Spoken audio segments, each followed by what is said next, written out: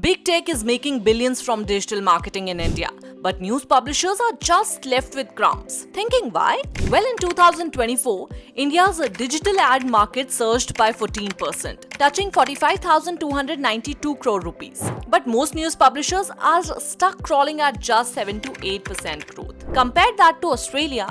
When they bought in the news media bargaining code in 2021, tech giants were made to pay publishers, pumping $250 million per year into journalism. Meanwhile, in India, there is no such law, no stable revenue model, and big tech still running the show.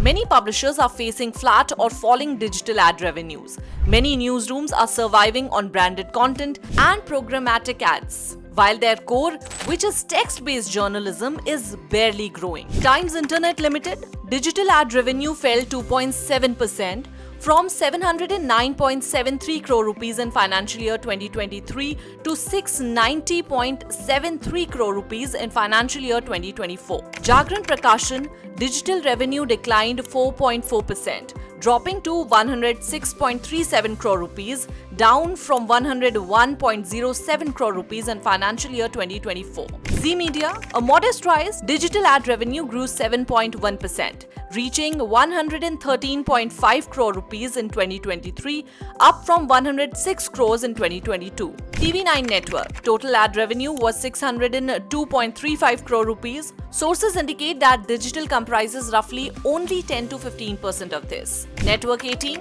news revenue hit 1,896 crore rupees in financial year 2025, with 15 to 20% attributed to digital, largely driven by money control.